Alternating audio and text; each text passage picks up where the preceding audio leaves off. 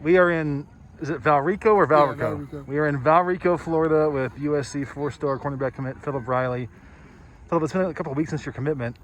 What's been just the overall feeling as it's kind of settled in now that you're going to be a Trojan in the future? It's a great feeling. I mean, just to be settled down with my home, knowing where I'm going to be in the next 2 months. So it's a great feeling just to be able just to settle down, focus on my academics, and just play football.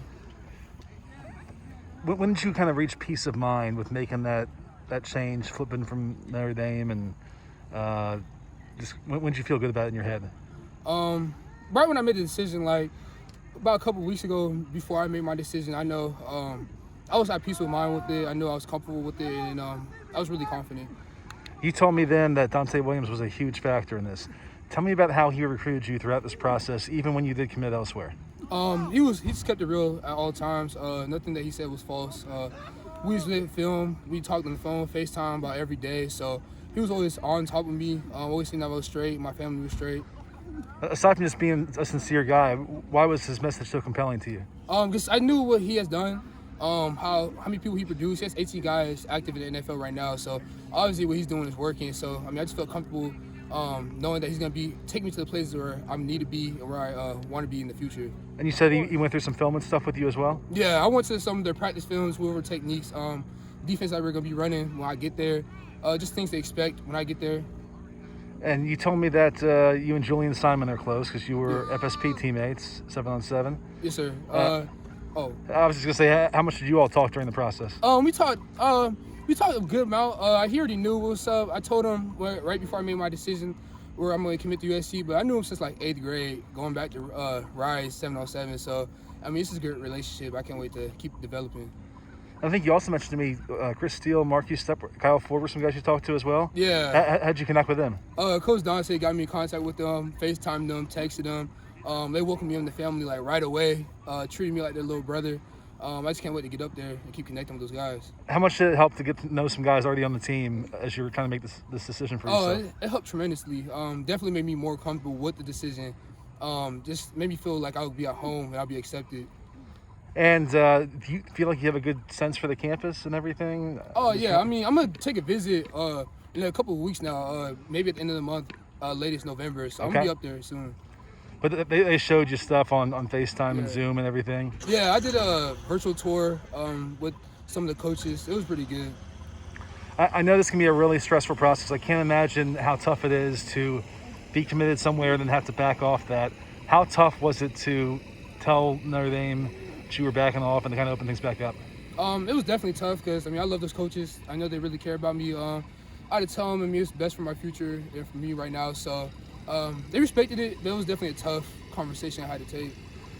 And then, so you come into a USC class that is just loaded in the secondary. How exciting is that to be coming in with so many other four-star DBs? Oh, it was definitely exciting. I'm competing every day for a spot. Having that competition, they're gonna bring the best out of me, and I know I'm gonna be developing the right way there. Some guys see a stat class like that and it turns them away. Others like the competition. Yeah. Well, why did you kind of embrace kind of going up against other big dudes? Oh, because I know if I could beat them or I could start over them, then I know I'm gonna be the player I want to be. You can't just go a team that has nobody and expect to be the top guy in the nation. It's not realistic. So I was at your practice watching you go through drills. Give us your self-evaluation, though. What makes you special on the field? I feel like my press man is just be able to go toe-to-toe with the top competition from the next team, is just be able to shut down another half. Of course, I need improvements, but I feel like that's really what makes me special. So let's get into your background. You were from the West Coast. Yes, sir. Whereabouts were you living?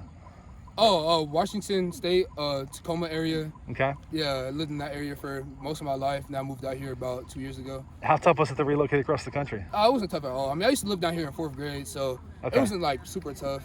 But you still have a lot of family across the West Coast and everything? Yeah, most of my family's on the West Coast. Was there any worry about being far away from your family here, trying to get the games next year and stuff?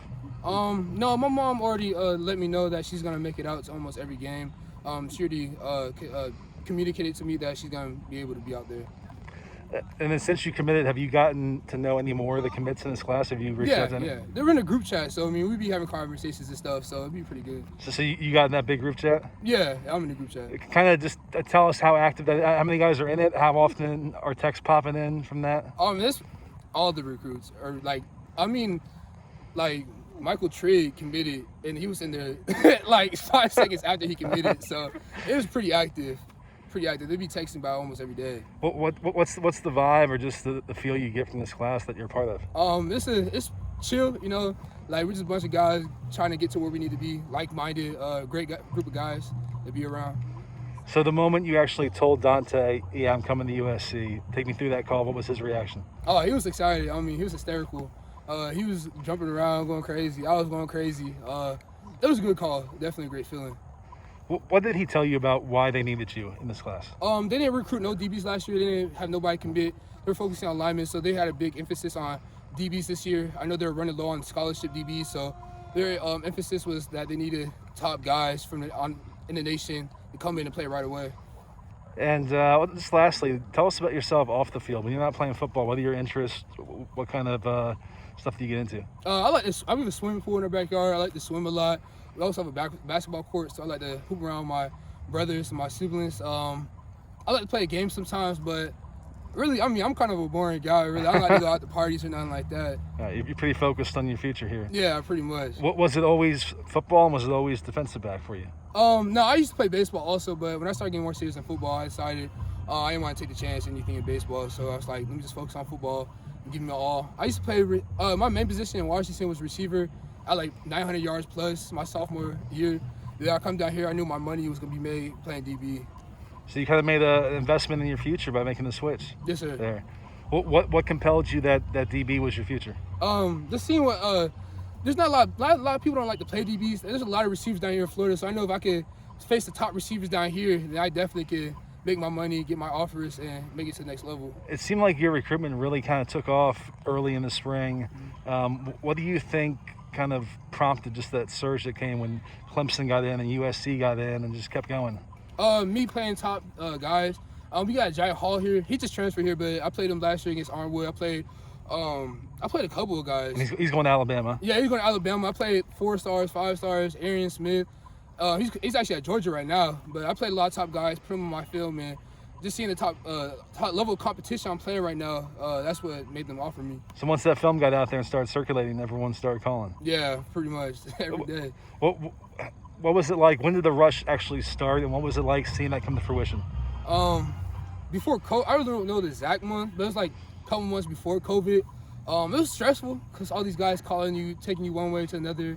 I'm trying to focus on some things, but they're pulling you another way. It's stressful, but it's definitely a blessing because not a lot of guys get this type of treatment or this type of options or opportunities in their life. So it's definitely a blessing. When USC first called, were they immediately in your mind, or was it something that Dante had to really work at to get your attention? Oh, they were definitely in my mind. At first, being a West Coast type of guy, definitely in my mind, definitely a top program in the West Coast, so top education, top football. So I knew that they definitely could be an option for me. And what are you going to study? Political science or criminology. And are you going to be an early enrollee? Yes, sir. Okay, so you got a few months and you're there. Yeah, 100%. All right, awesome.